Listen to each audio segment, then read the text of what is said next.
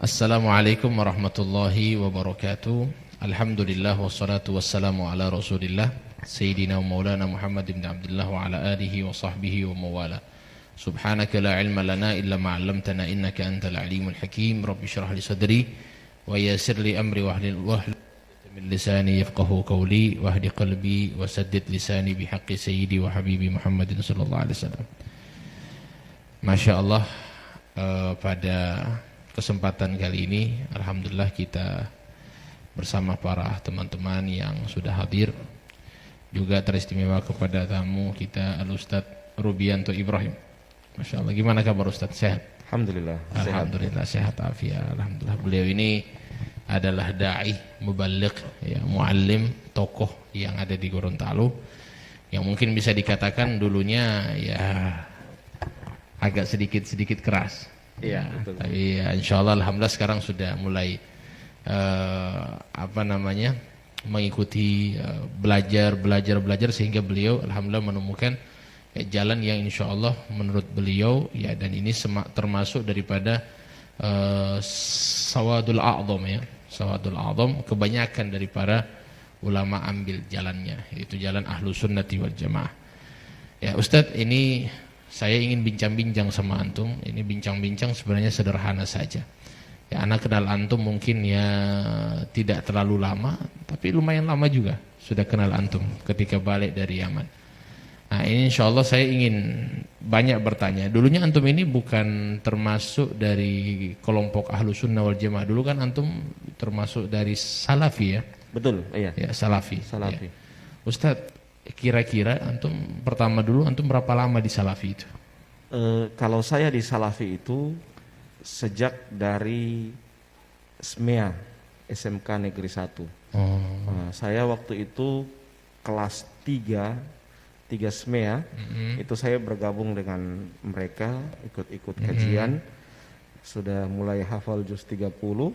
Setelah itu hampir saya tidak lulus di SMEA itu, karena sudah mulai fokus di pembelajaran mereka. Jadi dari SMEA tahun 98 ya, 98 sampai 2008. Ya. Ustadz, apakah dari pemahaman salafi itu, ini menurut antum ya, apakah ini cikal bakal mungkin bisa membahayakan Indonesia sendiri? Kalau kita melihat bahwa salafi ini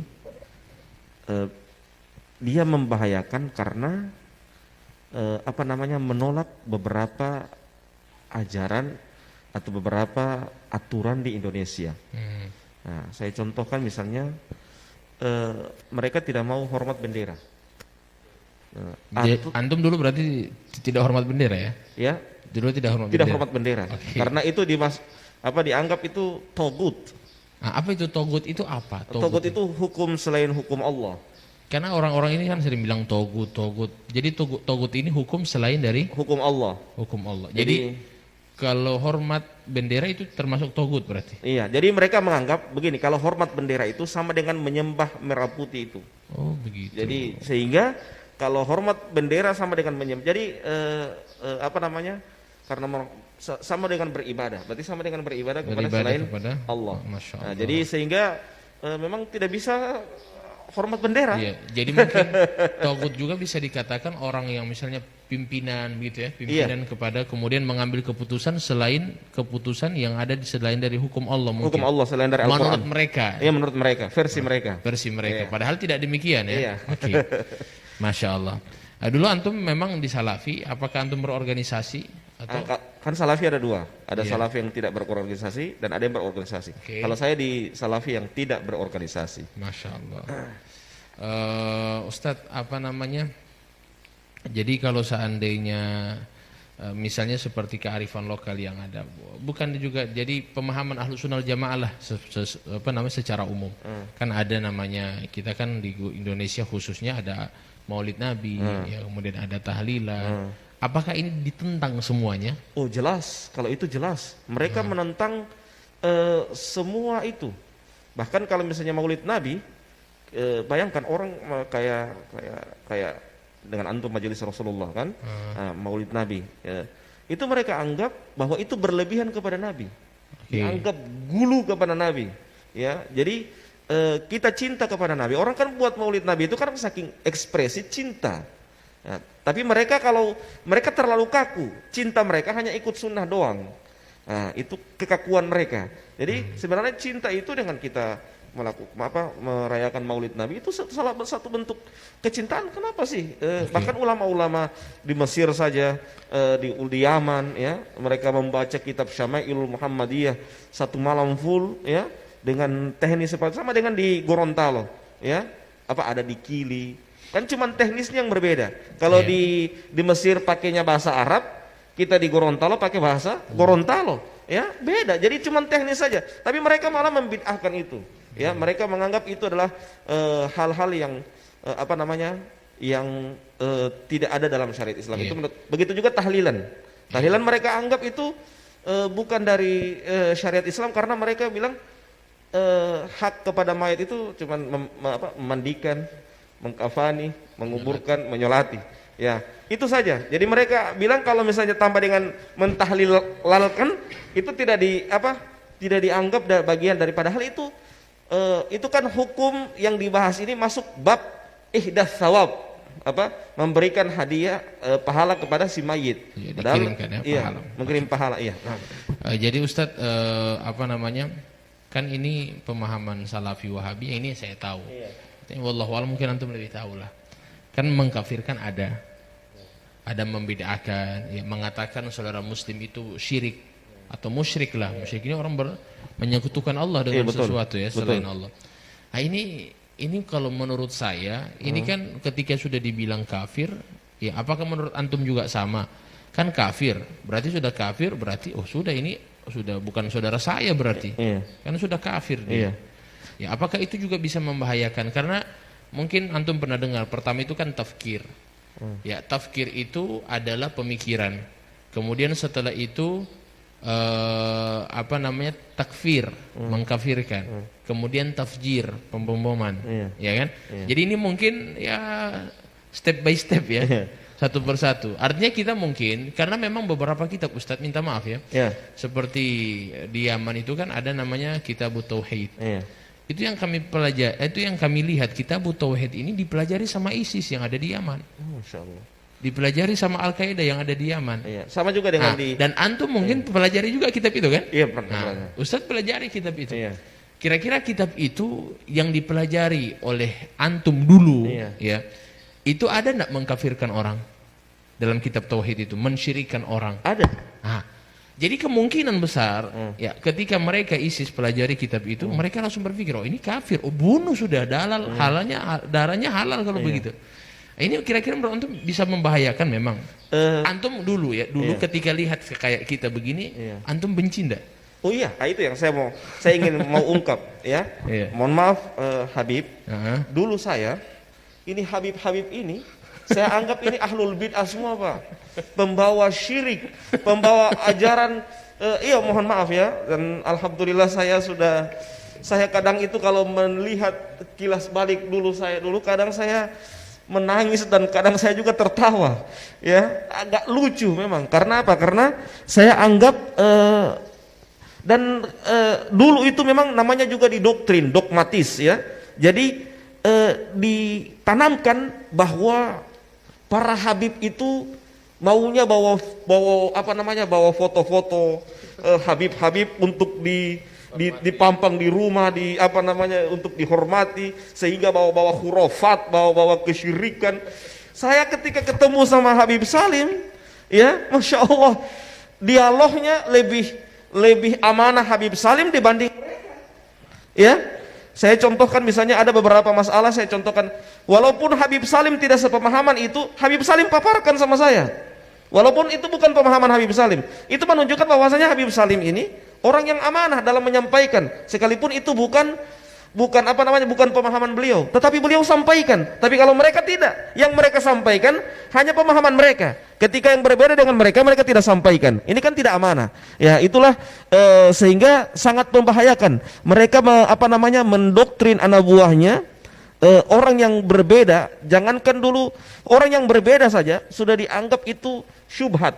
Syubhat itu hal yang mengkhawatirkan. Ada ciri-ciri, ada cikal bakal menjadi orang sesat. Nah, kalau sudah agak naik sedikit tingkat kebenciannya, ya, maka sudah dihukumi bahwa orang ini ahlul bid'ah, tidak layak duduk dengannya, tidak layak bersanding begini, taklim sama-sama, tidak layak makan bersama, tidak layak tidur bersama, ya. Kemudian kalau sudah saya misalnya ziarah kubur sama-sama dengan Habib Salim, sudah dianggap pencinta kubur lah, jadi kuburiyun, ya. Sehingga apa namanya penyembah, dianggap penyembah kubur lah. Kalau sudah dianggap penyembah kubur berarti sudah sama dengan musyrik, ya, seperti itu. Ya, itulah kenapa sampai, dan alhamdulillah, dan memang di sana sebelumnya itu memang saya lihat analisa dan nalar itu mati, ya, sehingga ketika apa yang disampaikan oleh guru ditelan mentah-mentah, ya. Karena apa? Guru kan membungkus bahwa itu mereka punya dalil, bawa dengan dalil. Jadi dalil mentah yang mereka keluarkan, kita sebagai murid sami'na wa ata'na, analisanya tidak jalan, mati semuanya analisanya. Nalarnya juga tidak jalan, mati semuanya. Jadi seakan-akan guru ini seperti nabi yang tidak boleh dikritisi perkataannya, ya. Sehingga seperti itulah. Jadi ketika saya mulai diskusi, ya, itulah mulai saya sudah termasuk ketemu dengan Habib Salim. Itu alhamdulillah sudah mulai terbuka cara pandang saya, dan sudah mulai menganalisa, pulang di rumah juga mulai menganalisa. Ternyata orang-orang yang selama ini yang saya tuduh ahlul bid'ah, yang saya tuduh tukang mengajarkan kesyirikan kepada saya, ya, ternyata mereka lebih ilmiah dan lebih amanah dibanding mereka. Nah, Masya Allah, luar biasa, berapi-api ini kayaknya ini beliau. Ya, jadi memang Ustadz, kira-kira mungkin doktrin-doktrin yang mereka lakukan itu apa saja?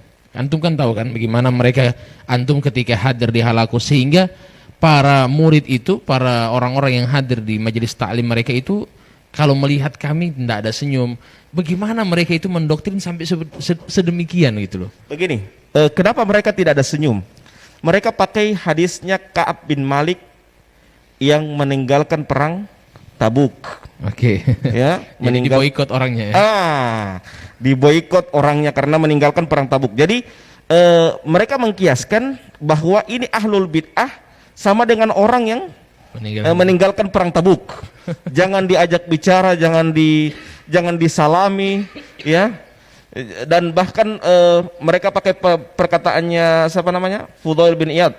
Barang siapa yang membantu ahlul bid'ah, berarti dia sama dengan membantu menghancurkan Islam, ya. Ada beberapa perkataan itu yang jadi cara doktrin mereka mungkin barangkali ketika hadir di halakum, mereka tidak mau murid-murid yang hadir itu hadir di majelis lain, ya. Iya, gitu. tidak bisa hadir di majelis lain. Jadi kalau hadir di majelis lain sudah mulai disitulah saya mulai dicurigai seperti itu. Saya mulai diboikot, saya mulai tidak diajak bicara, tapi saya tetap datang.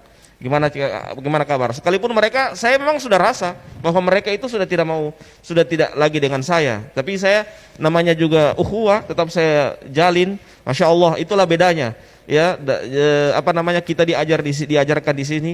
Ya, saya di NU diajarkan bagaimana ukhuwah dengan baik di majelis Rasulullah, bagaimana juga ukhuwah diajarkan dengan baik. Ya, itulah sehingga tidak pernah ada kebencian kepada mereka. Sekalipun mereka benci sama saya karena saya sudah dicap ahlul bid'ah. Kadang mereka tanya sama saya, Ustadz bagaimana hukum ini? Saya tanya balik, ente bisa terima punya jawaban karena anak ini di mata antum sudah ahlul bid'ah. Jadi seperti itu. Oke, mungkin ada pertanyaan sampai. Ya, terima kasih. Dari penyampaian tadi sangat menarik, ya, dari perjalanannya Pak Ustadz Robi. Mungkin pertanyaan saya lebih ke dalam ini mengenai gimana langkah-langkah Ustadz dalam menangani radikal di Gorontalo sendiri. Iya. Kalau saya, saran saya, pertama, ustadz Nusantara semua harus turun. Jadi harus turun. Kayak di Jawa itu, ustadz Nusantara semua turun, ya. Jadi dan orang-orang yang berwatak-watak radikal seperti itu tidak bisa dikasih tempat di organisasi-organisasi resmi, ya, seperti MUI tidak boleh, ya. Karena itu mereka jadikan tameng, ya, bahwa lihat, Anda tuduh saya sesat loh, tapi saya di MUI, berarti MUI itu Anda anggap sesat. ya. Jadi mereka bersembunyi di organisasi resmi seperti itu, sehingga mereka seakan-akan tidak dianggap sesat. Sehingga dan juga mereka sepak terjang mereka lebih leluasa untuk menyebarkan pemahaman mereka, dan mereka anggap itu adalah ajaran yang benar dan dipahamkan kepada masyarakat bahwa itu adalah ajaran yang benar. Padahal mereka secara step by step mereka mengajarkan kebencian kepada orang yang berbeda dengan mereka. Ya, jadi kalau orang yang berbeda dengan mereka, walaupun masih ada koridor macam kayak kita ikut mazhab Syafi'i, karena mereka mazhab Hambali, mereka tanamkan kebencian kepada murid-murid mereka untuk benci kepada kita. Kita ikut mazhab Syafi'i, ya. Jadi seperti hanya beda mazhab saja, mereka tanamkan kebencian. Apalagi kalau masalah yang sudah berbicara Asy'ariyah, ya, masalah akidah, pemahaman. Jadi mereka sudah tidak bisa menerima lagi. Masalah saja mazhab mereka tolak, apalagi masalah yang lebih tinggi dari itu. Jadi kalau saran saya pertama, ulama-ulama Nusantara harus gencar di berbagai macam lini, di media, kemudian juga di taklim harus juga rutin. Yang kedua, mereka jangan diberikan tempat untuk di organisasi resmi seperti itu. Yang ketiga, memang harus di cara bertanyanya, melihat radikalisme atau tidak, kita tanya bagaimana hukum Anda, menurut Anda tentang Maulid Nabi. Kayak Habib Salim tanya sama saya, bagaimana hukum menurut Anda tahlilan?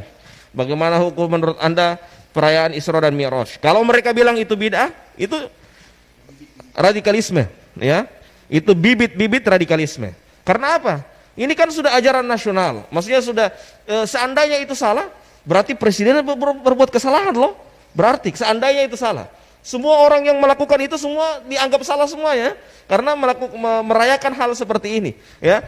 Bukan cuman di Indonesia, ulama Saudi, ulama Yaman, ulama Mesir, ulama Yaman dianggap salah semuanya merayakan hal itu, ya. Bayangkan mereka sudah menanamkan kebencian kepada muridnya untuk benci kepada ulama-ulama besar, ya, ulama-ulama yang lebih paham sama dari mereka tanamkan kebencian kepada murid-murid mereka. Jadi itu agar menangkal radikalisme di Gorontalo secara khusus dan di Indonesia secara umum. Dan paham radikalisme itu versi mereka dan versi kita beda. Kalau versi mereka radikalisme itu nanti pemboman itu baru kemudian dianggap radikalisme. Nanti sudah bom, ya. Nanti sudah meledak, baru itu dianggap radikalisme. Tapi mereka radikalisme mereka tipis-tipis dari awal, ya. Tidak mau hormat bendera, tidak mau tidak mau pergi ke tahlilan, ya, tidak mau merayakan Maulid Nabi, tidak mau merayakan Isra dan Mi'raj, ya, semua ajaran-ajaran seperti itu. Muslim kafir, ya, muslim kafir, ya, caci maki, ya. Jadi memboikot saudaranya yang tidak semajelis dengan mereka, ya, dianggap ahlul bid'ah. Misalnya Habib Salim, ketua majelis Rasulullah Provinsi Gorontalo, dianggap dedengkot ahlul bid'ah karena apa? Karena kaptennya majelis Rasulullah, ya. Jadi seperti itu. Jadi dan mereka, cara sikap mereka tidak cara pandang mereka kepada orang-orang yang seperti ini tidak ada senyum, ya. Lisan mereka keluar ayat-ayat Al-Quran, tapi hati mereka busuk, memberikan kebencian kepada kaum muslimin. Sama dengan orang-orang Khawarij di zaman dahulu, bacaan Quran mereka kalah dengan sahabat, ya. Tapi kata Nabi apa? Yamrukuna minad din kama yamrukus sahmi minar ramiyah. Mereka keluar dari agama seperti keluarnya anak panah dari busurnya, ya. Jadi mereka bacaan, coba lihat orang-orang Khawarij di zaman dahulu itu, bacaan Quran mereka itu bagus, sama dengan mereka. Coba lihat kalau mereka ceramah, dalil. Tapi setelah itu prakteknya apa? Mereka benci kepada orang yang berbeda dengan mereka. La ilaha illallah. Ini sangat berbahaya dengan pemahaman seperti ini. Masya Allah. Luar biasa, semakin lama semakin hangat kayaknya perbincangan. Ya, jadi alhamdulillah kita sudah dapat banyak ilmu dari beliau yang insya Allah mudah-mudahan negeri kita ini dijaga oleh Allah Subhanahu Wa Taala dari pemahaman-pemahaman seperti itu, Ustaz. Karena memang khawatirnya begitu, yang paling dikhawatirkan itu anak-anak muda. Anak muda ketika didoktrin benci kepada saudara muslim, ya kan, mereka kan belum tahu apa-apa. Di situ ada satu perkataan ulama, manittasa'a ilmuhu qalla inkaruhu. Jadi semakin luas ilmunya seseorang, semakin sedikit ingkarnya sama orang lain. Mereka itu saja ketika hadir di majelis ta'lim mereka suruh fokus jangan ke majelis ta'lim lain. Tidak boleh. Kalau kalian ke sana berarti kalian sudah ikut dengan ahli bidah. Jadi cuma sama mereka-mereka. Jadi yang diajarkan ilmu-ilmu itu saja. Nah, ketika diajarkan ilmu itu saja mereka punya pemahaman tidak terbuka, didoktrin harus begini, harus begini. Nah, akhirnya ini yang menjadikan ya mungkin ya kepemahaman yang demikian juga bisa jadi. Ya kan, kepemahaman sampai minta maaf, sampai bisa benci saudara muslim, sudah halal darah, ya sudah dibunuh. Khawatirnya sampai terjadi bom bunuh diri, ya mungkin dari situ semua. Di situ saya sampaikan tadi, ISIS itu kan begitu juga. Ya Kitab Tauhid dipelajari sama ISIS. Al-Qaeda mempelajari juga itu kitabnya, ya kan? Jadi bayangkan mereka ini kita tahu bersama main bunuh. Ya dari mana? Ya dari Kitab Tauhid yang dipelajari. Ya kita mungkin banyak yang bilang, oh ini beda ustadz. Kalau di sana begitu dia punya ustadz kasar, radikal, tapi di Indonesia aman-aman. Oh iya, di Indonesia memang aman-aman, cuma di situ sudah ada Tapi mereka malu-malu bukan aman-aman. Nah itu bahaya. Jadi oleh karena itu memang mungkin insya Allah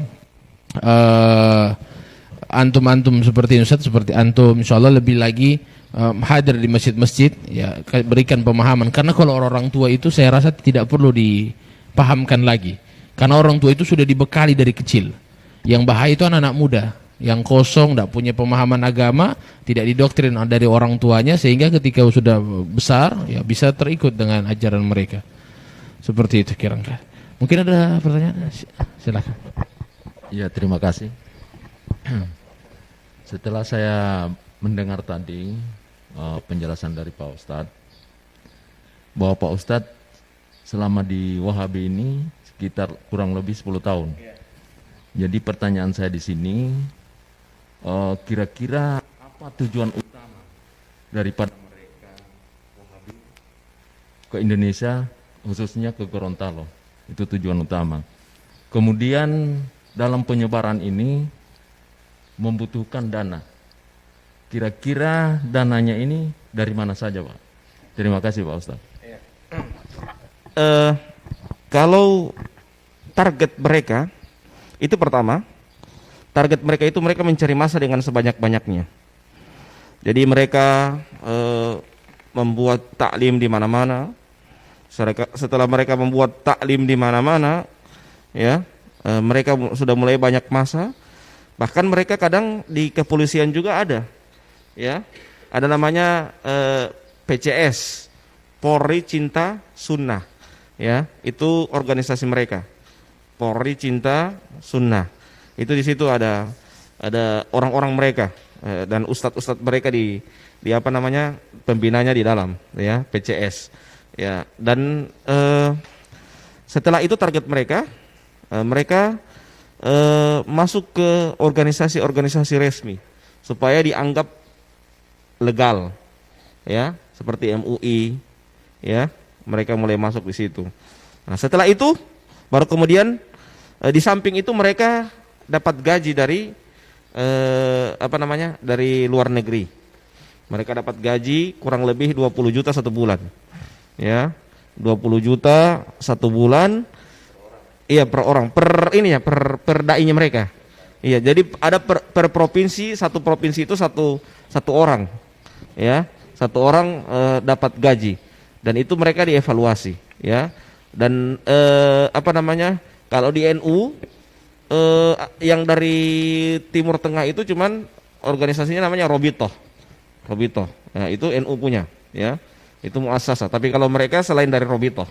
Jadi selain dari Robitoh ada beberapa yayasan itu yang mendanai mereka. Jadi jangan heran ada TV-TV mereka tanpa iklan semakin hari semakin besar, ya. Sekolah-sekolah mereka tanpa bantuan tiba-tiba langsung besar. Dari mana dana seperti itu? Jadi mereka punya dana memang demikian. Dan sering tiap tahun kadangkala ada orang-orang yang dari luar negeri mereka undang, lihat tanah ini, lihat tanah ini, lihat tanah ini, dan itu tiba-tiba langsung ada pembangunan yang bertingkat-tingkat dan juga alat juga kamera yang cukup besar, ya. Dan lebih tinggi kualitasnya dari Indonesia karena memang mereka sudah diberikan bantuan seperti itu. Saya kemarin ditawarkan beberapa 10 tahun yang lalu ya, ditawarkan bagaimana Ustadz Robi kalau antum mau kami belikan kamera dan nanti bawa ke Gorontalo untuk dakwah di sana.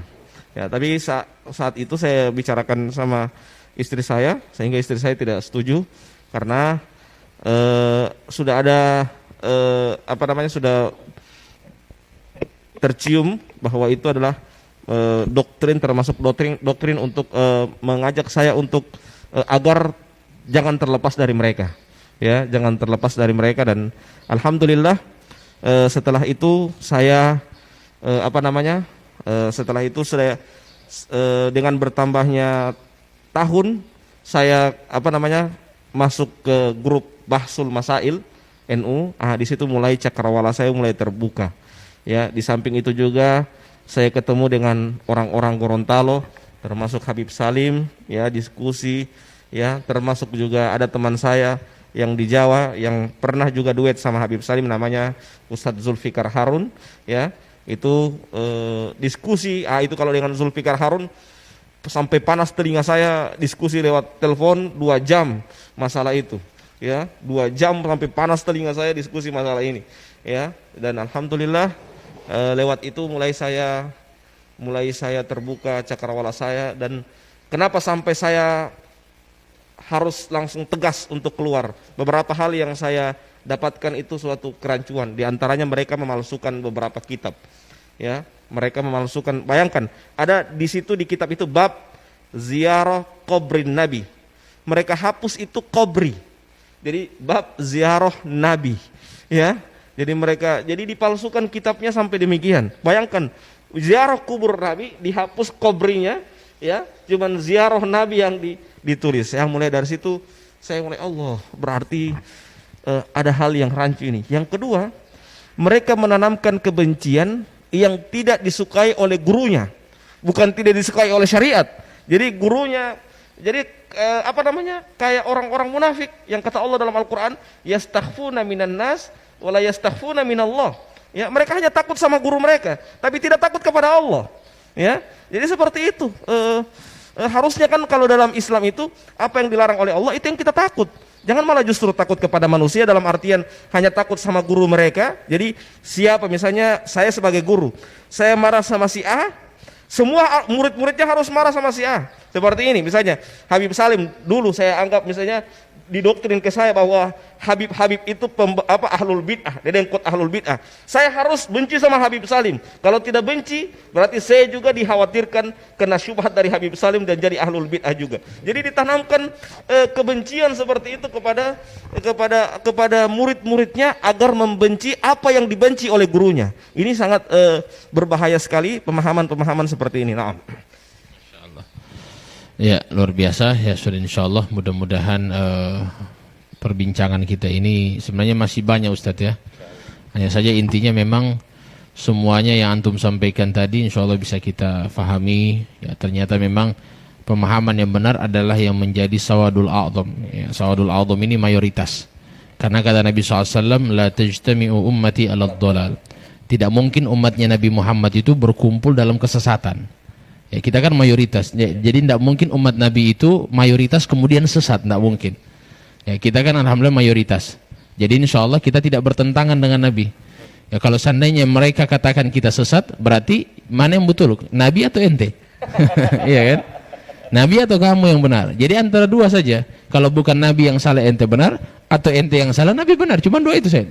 Karena tidak mungkin dua-dua benar. Iya kan? Nah, maka oleh karena itu insya Allah mudah-mudahan ini membuka pemahaman kita, dan insya Allah dakwah-dakwah seperti ini yang harus kita sampaikan kepada para pemuda. Dan insya Allah kita tetap juga memiliki teknik-teknik, ya, masing-masing. Misalnya Ustadz Robi punya cara dakwah seperti itu, dan memang langsung menyerang kepada mereka supaya mereka sadar. Ya, mungkin juga dari saya mungkin ada teknik sendiri dalam berdakwah kepada mereka, dan insya Allah mudah-mudahan semuanya saling mengisilah satu sama lain. Dan insya Allah mudah-mudahan semua para pemuda akan kembali ke manhaj yang benar, manhaj Ahlus Sunnati wal Jamaah yang dibawa oleh para ulama kita. Amin ya rabbal alamin. Terima kasih banyak atas kehadirannya dari bapak-bapak juga yang sudah bertanya, dari Ustadz wabil khusus yang sudah datang jauh-jauh dari Bualemo. Ya, alhamdulillah bisa sama-sama meluangkan waktunya bersama kita. Ya, terima kasih banyak dan mudah-mudahan barokah dan manfaat. Billahi taufiq wal hidayah. Assalamualaikum warahmatullahi wabarakatuh. Waalaikumsalam warahmatullahi wabarakatuh.